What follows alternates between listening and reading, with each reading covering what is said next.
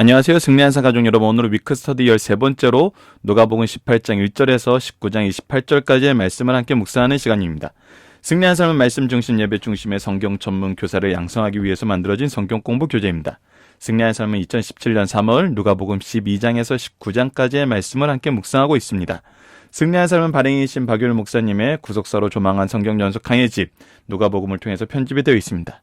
이번 달에 나온 신간을 안내해드리겠습니다. 나엄 하박국사 합본이 여러분들 출간이 되었고, 옆에 있는 강성 성경 연구원은 앞으로 이제 저희들이 4월 이후에는 약간 이 플랫폼도 바꿔서 저희들이 더 자세히 안내해 드릴 건데, 강성 성경 연구원을 통해서 지금은 말씀 보급 사업이 이루어지고 있습니다. 승리하는 삶도 엄밀히 말해서는 원래 이 말씀 보급 사업은 강성 성경 연구원이 만들어지기 이전부터 진행되어 있었던 것이고, 영생의 말씀을 누구에게 배워 누구에게 가르칠 것인가라는 이 주제하에 이 표 아래서 만들어진 성경 공부 내용이었습니다. 나 이제 박유일 목사님이 은퇴를 하시고 나서는 성경 연구원을 통해서 이 말씀 훈련이나 말씀을 계승하는 방향이 계속 연결되고 있습니다. 그래서 이 책이 제작되는 거, 이 책이 보급되는 거, 또 이 책으로 교육되는 것이 앞으로는 강성 성경 연구원을 중심으로 이루어질 계획이고, 그렇게 지금 준비가 되고 있습니다. 그래서 앞으로 저희들이 새로운 책이 나오거나 승리하는 삶 모임이 이제 오프라인에서 좀 더 활성화되거나, 아니면 여러분들이 말씀에 대한 어떤 갈급함에 대한 해답을 찾고 싶으실 때는 이 강성 성경 연구원을 통해서 여러분들이 접근하시고 또 해답을 얻으시고, 또 이 부분은 평신도뿐만 아니라 교회적인 차원에서도 교회에서도 이렇게 방송 기획을 하신다든지 아니면 성경공 모임을 기획하고 계신다든지 준비하고 계시다든지, 이거에 대한 전반적인 솔루션, 그러니까 승리하는 삶을 가지고 성경 공부하는 것도 괜찮지만, 승리하는 삶처럼 이런 성경 공부 교재나 이런 성경 공부 모임, 또 이런 성경 공부 방송, 또 이런 성경 공부를 통해서 리더들 양육하는 거, 이런 부분에 대한 전반적인 저희들이 노하우도 여러분과 나눌 생각을 하고 있습니다. 그래서 이 부분은 철저하게 저희들이 강성 성경 연구원을 통해서 이루어지니까, 강성 성경 연구원의 활동이나 또 이렇게 책을 회원을 가입하셔서 책을 기부하고 기부받는 내용에 대해서 관심 있는 분들은 강성 성경 연구원을 통해서 앞으로는 연락을 부탁드리도록 하겠습니다.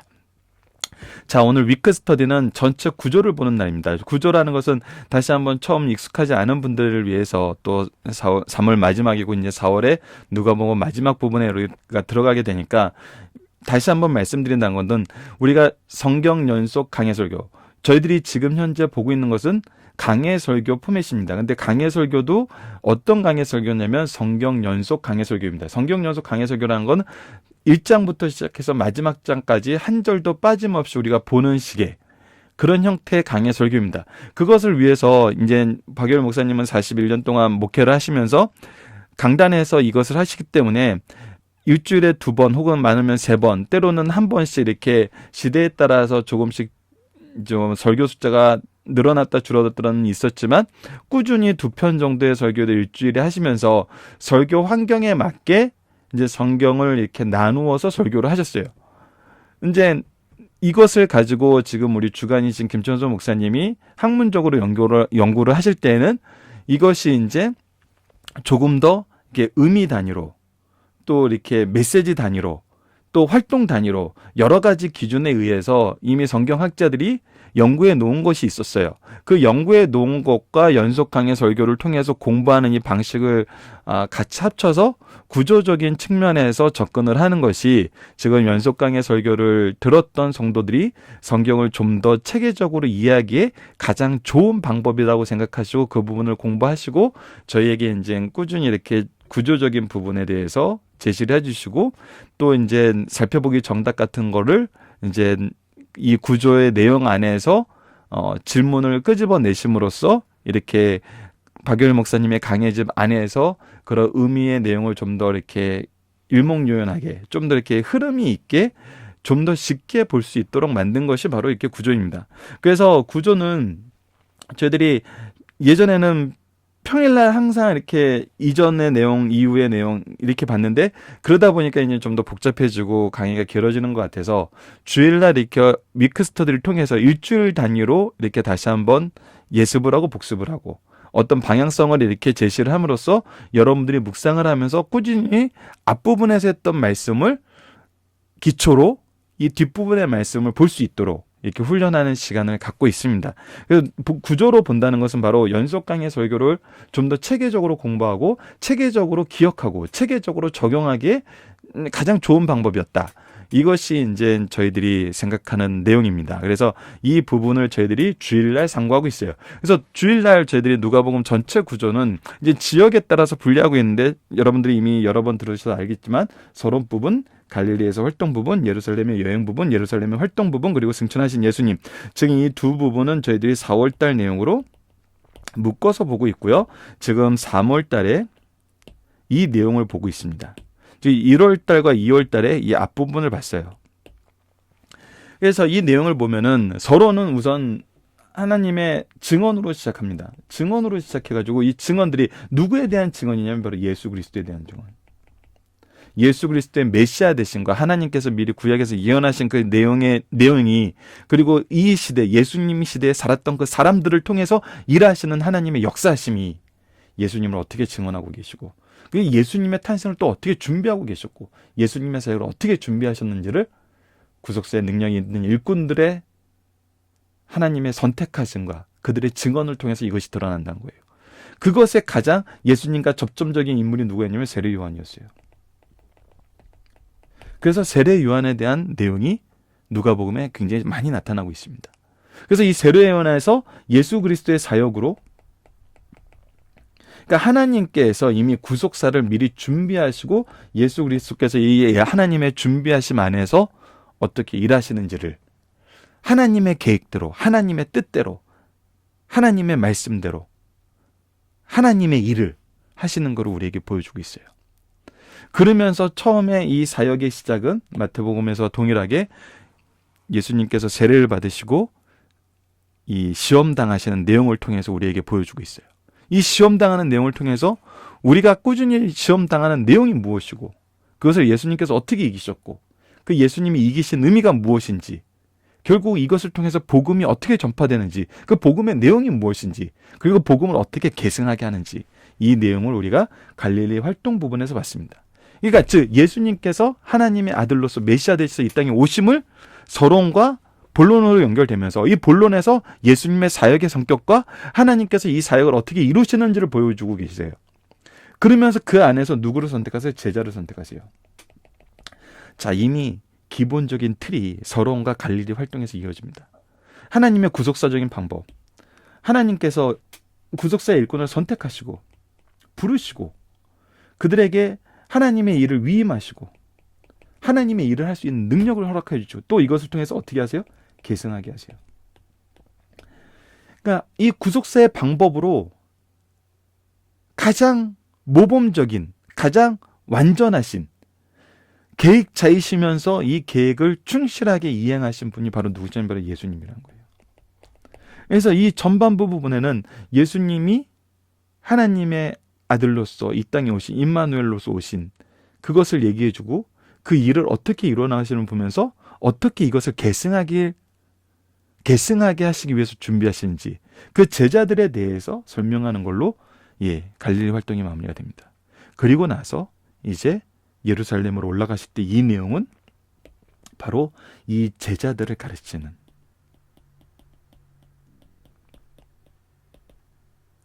제자도에 대해서 왜냐하면 우리가 지난 주말 금요일 강좌에서도 얘기했지만 메시아에 대한 거, 하늘나라에 대한 거, 우리의 구원에 대한 거 세상적인 기준이 아니라 영적인 기준, 하나님의 기준, 예수 그리스도께서 이 땅에 오신 기준을 우리에게 이해시켜주고 그 안에서 그 은혜를 누리게 하지만 아직 무엇이 안 됐어요? 기준의 변화와 엄밀히 말하면 이 기준의 변화라는 것은 기준의 변화와 인식의 변화와 행동의 변화가 모두 다 이루어지는 것이 기준의 변화라고 봐야 돼요. 하지만 이것이 한 번에 이루어지진 않아요. 그래서 계속 무엇을 기준의 변화를 가르쳐주면서 이 기준 안에서 잘못된 인식의 변화를 계속 가르쳐줘요. 그것이 예화를 통해서 제자들에게 끊임없이 교육이 되고 있어요. 청지기의 모습이 무엇인지, 종의 모습이 무엇인지, 우리가 하나님의 일꾼으로 일한다는 것이 무엇인지, 우리가 베드로전서에서 나타나는 왕 같은 제사장으로 하나님의 덕을 선포하는 이 왕과 제사장과 선지자의 사명을 다 감당하는 그 내용이 어떤 의미인지, 사실 이 부분에 대해서 또 소요리 문답은 굉장히 잘 정리해놨죠. 소요리 문답에서 예수님이 어떻게 왕직을 수행하신지, 예수님이 어떻게 선지자로서의 사명을 수행하신지, 어떻게 제사장으로서의 사명을 수행하신지 이렇게 잘 정리가 돼 있어요. 하지만 이 정리된 내용이 지금 이 누가복음에서도 잘 드러나고 있다는 거예요. 그래서 제자들이 끊임없이 예수님이 보여주셨던 그 길로 다시 갈 수 있도록 하고, 예수님이 생각하는 것과 동일하게 생각하게 하고, 이것이 지금 결국 누구의 기준인 거냐면 하나님의 기준이고, 하나님의 일을 할 수 있는 하나님의 제자로서 양육하고 계신다는 거예요. 굉장히 재밌는 게 뭐냐면 이 모든 것을 제자들이 이해를 해요, 이해하지 못해요? 여전히 이해하지 못해요. 근데 언제 이해하게 되냐는 거예요. 예수님이 부활하셔서 다시 제자들을 찾아와서 하나님의 말씀으로 다시 교육할 때, 그때서야 깨닫게 되거든요. 그러니까 이 종합적인 프로세스가, 이것은 정말 하나님의 방법이에요. 하나님의 방법에 정말 그 놀라움을 우리에게 선물을 해주고 있어요. 누가복음 전체는 이걸 보여줘요. 누가복음 전체는 또 이것이 사도행전으로 연결되면서 어떻게 계승되고, 이 예수님에 의해서 이렇게 교육받고 훈련받았던 이 내용들이 제자들에 의해서 각 교회에 어떻게 또 계승되고 있는지, 이 성령의 역사하심이 이 일에 어떻게 작용하는지. 그래서 우리가 사도행전을 볼 때는 중점적으로 봤던 내용이 뭐였죠? 하나님이 하시는 일과 우리가 하는 일,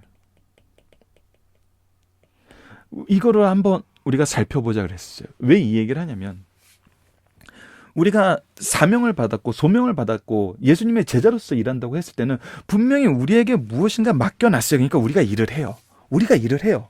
그럼 무엇인가 우리가 책임지는 것이 있고, 우리에 의해서 좌지우지 되는 게 있고, 우리가 열심히 하지 않으면 안 된다고 생각하는 부분이 있어요. 그래서 우리가 쉽게 얘기하잖아요. 이렇게 안 해도 돼? 이렇게 안 하면 안 돼. 이렇게 해야 되는 거야. 근데 너무나 놀라운 건 뭐냐면, 누군가의 실패가, 누군가의 잘못된 방법이, 누군가의 어리석은 모습들이 하나님의 일하시면은 전혀 지장을 주지 않았다는 거예요. 하나님이 분명히 우리를 선택하셔서 일하시는데,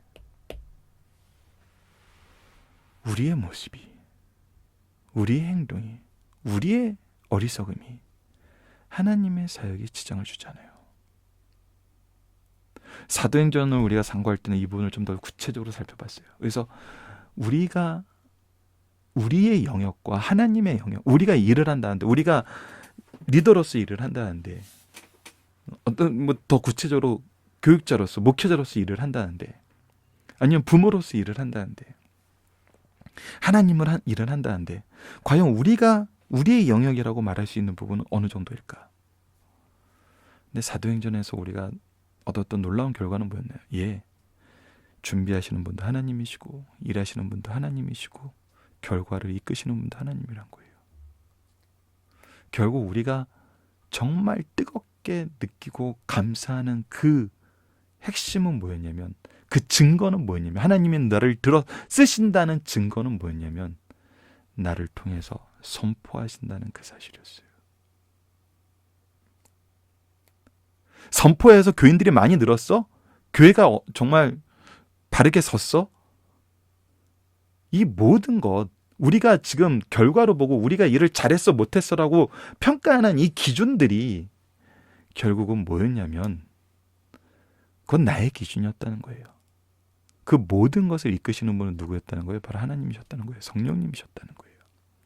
그래서 우리가 무엇을 목표로, 무엇이 우리가 하나님의 일을 하고 있다는 증거였냐는 거예요. 바로 우리를 통해서 하나님 말씀이 선포된다.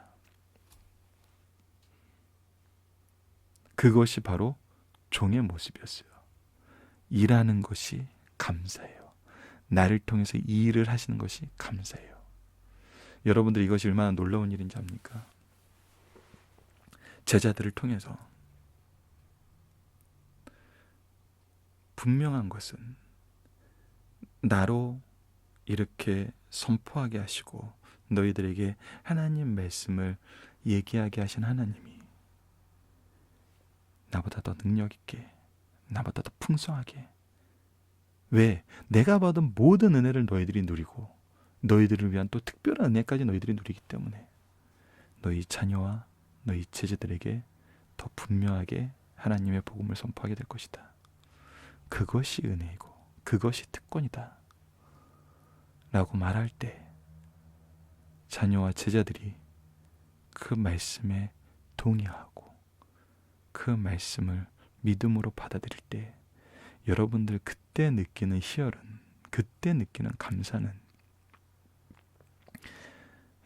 이로 말할 수가 없습니다. 그래서 내가 종이오니 충성할 뿐입니다 라고 얘기할 수밖에 없게 되는 것 같아요. 여러분들, 누가복음은 이 부분에 대해서 우리에게 굉장히 구체적으로 열심히 얘기해주고 있습니다. 그것에 대해서 구체적으로 열심히 얘기해주는 가장 두드러진 부분이 바로 무엇이냐면 바로 예수님의 예루살렘 여행에서 나타나는 이 비유 설교들이란 거예요. 자, 지난주 말씀까지 좀 정리를 해봤습니다. 제가 한 주 지나면은 이제 이거는 분명히 말씀드려야 되는 것은 이 구조는 지금 노란색과 분홍색에 있는 구조는 저희 주관이신 김전수 목사님이 나눠놓으신 거예요. 좀 더 학문적인 아카데미컬하게 검증돼 있는 내용들이에요.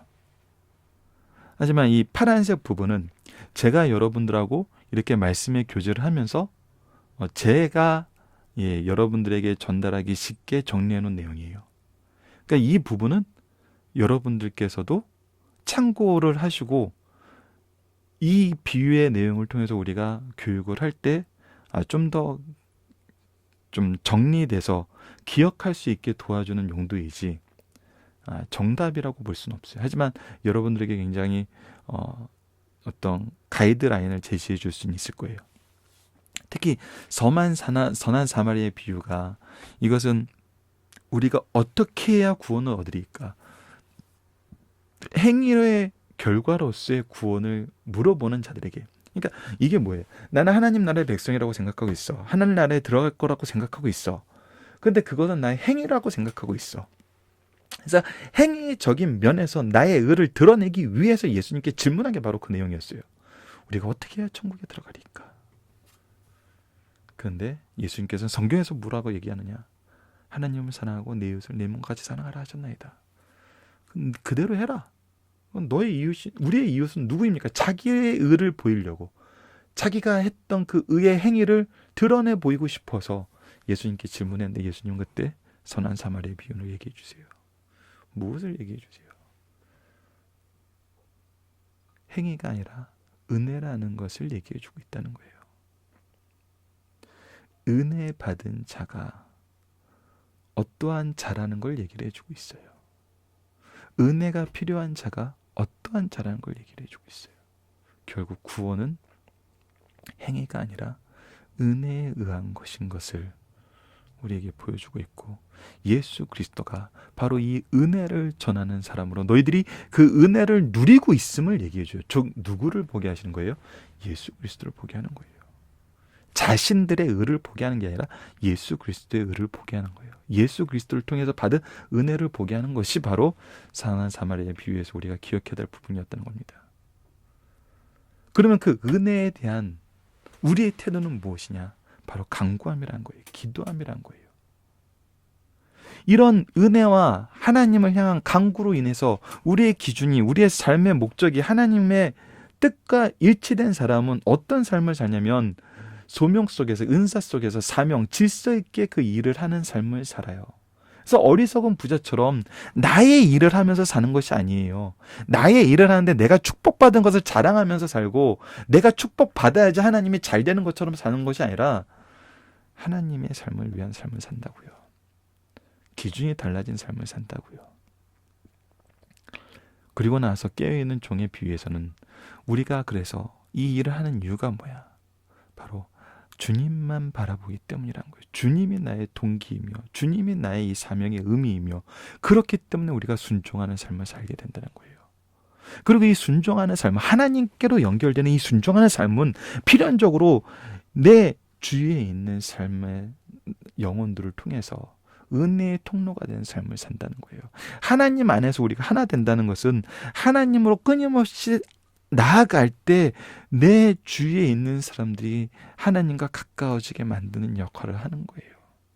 그래서 기도도 그러고 하나님이 있고 내가 있고 타인이 있을 때 내가 끊임없이 하나님께 가까워질 때 나와 타인과의 거리도 가까워지는 거예요. 그리고 이들을 하나님께로 인도하는 통로가 될 때 우리는 끊임없이 하나님을 향해서 함께 나아가는 사람들이 되는 거예요. 이거는 그래서 하나님과의 관계가 바로 된 사람이 평행적인 사랑의 관계도 당연히 같이 된다는 거예요. 이것이 지금 하나님 나라의 이미와 아직 안에서 이 사명자들에게 주시는 모습이거든요. 그리고 이 모든 것은 결국 어떻게 해요? 하나님이 결산하신다는 거예요. 결산하세요. 이 결산하시지만 인내하세요. 인내하시지만 반드시 심판을 하세요. 그래서 우리에게 이 일을 하게 하시는 하나님의 놀라운 능력을 보여주는데 바로 겨자씨와 누룩처럼 아주 작은 순종, 작은 헌신, 작은 그 사람의 순종됨, 종됨이 성장과 확산을 가져온다는 거예요. 그래서 우리는 항상 겸손히 섬기는 삶을 살게 돼요. 왜? 우리가 작지만 우리를 통해서 일하시는 하나님의 일하심이 큰 걸 알기 때문에. 이런 겸손한 삶을 사는 사람들은 여기서부터는 하나님 나라의 부분은 무엇으로 보여주고 있죠? 우리가 잔치로 보여주고 있음을 보여줬어요. 항상 이 잔치가 기준이 되는 삶을 살아요. 잔치는 바로 하나님의 잔치예요. 하나님께 나아가는 거예요. 잔치를 위해서 일하시는 삶.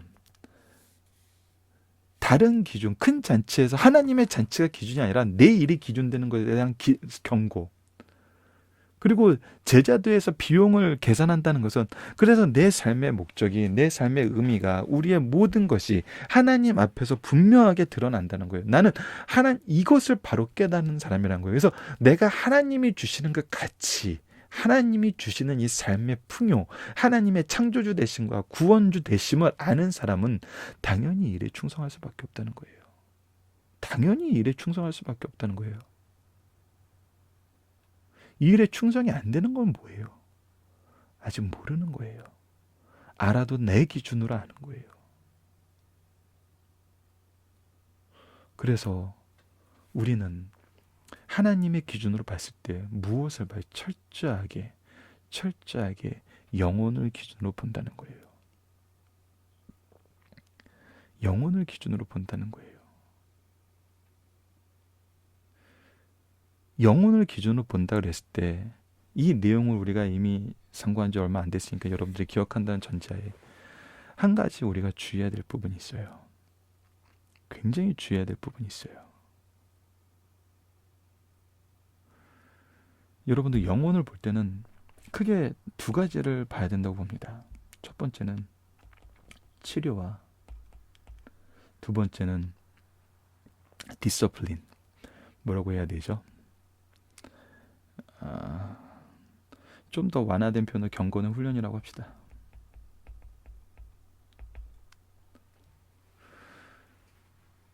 치료가 필요한 사람인지 경건의 훈련이 필요한 사람인지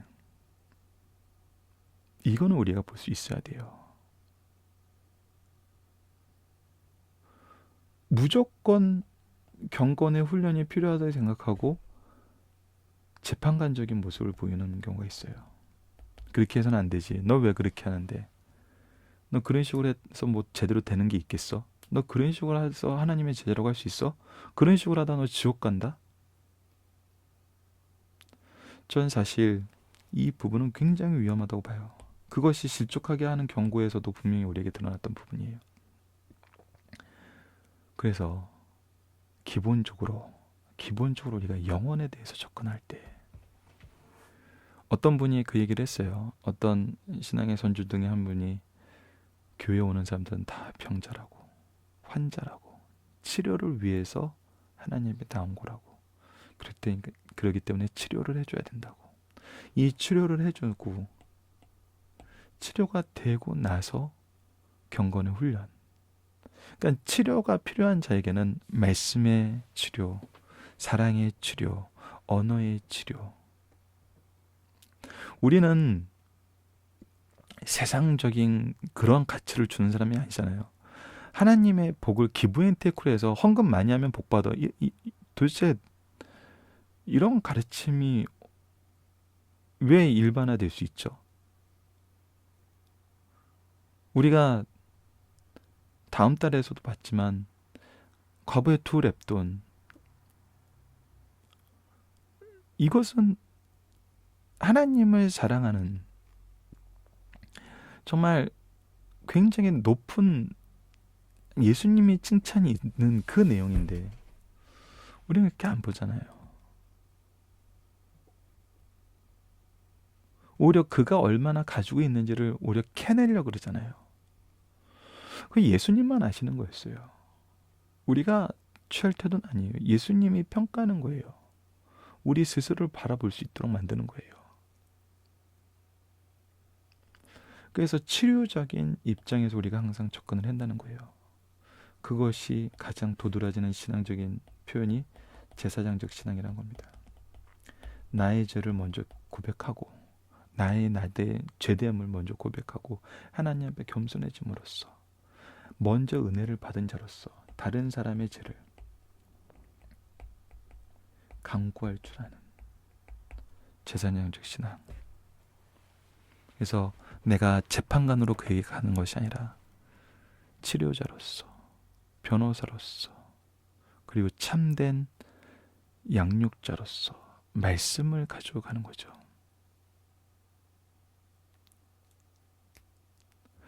제가 아이들을 가르칠 때 가장 주의해야 된다고 주일학교 때부터 꾸준히 선생님들하고 좀 이렇게 동의를 하면서 얘기했던 게 뭐냐면 예수님 전해야 돼. 교회 나오게 해야 돼. 꼭 예수님 믿으라고 얘기해. 되게 재밌는 게 뭔지 아세요? 재밌는 게 아니죠. 참담한 거죠. 예수님이 누군지 몰라요.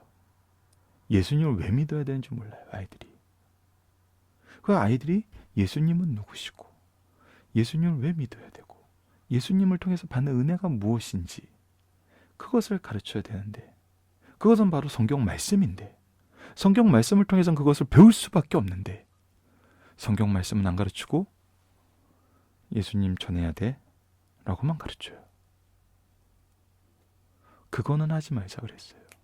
우리가 가르치지 않고 우리가 먼저 행하지 않고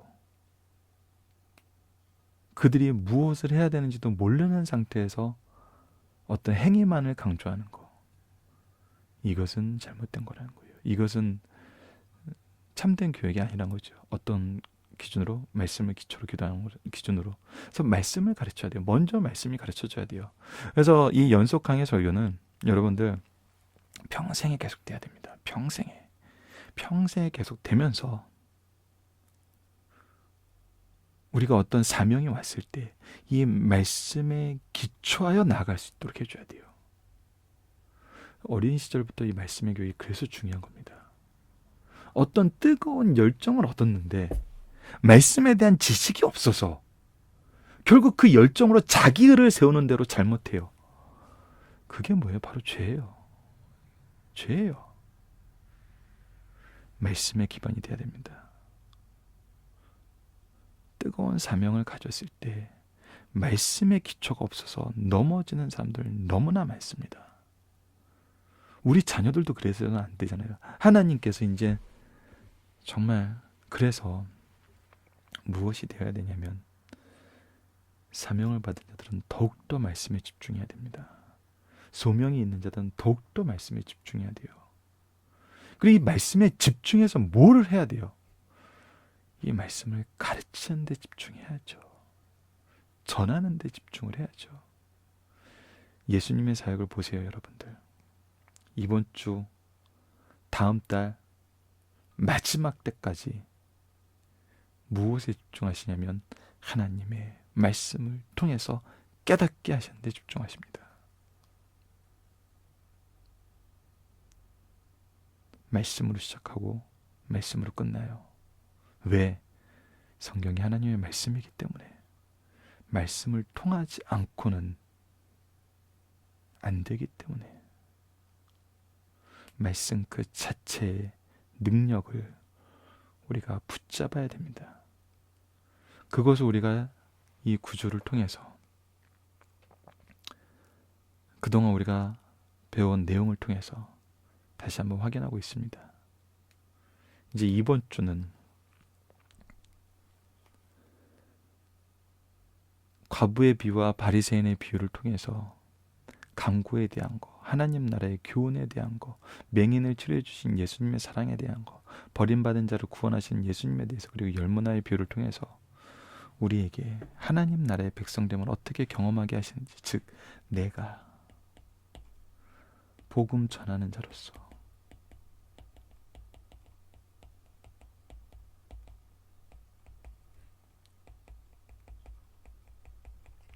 선포자, 전달자, 빚진 자로서 어떻게 살아야 됨을 얘기하고 있는지, 이것이 어떻게 경험되는지를 우리가 이번 주에 나누게 될 것입니다.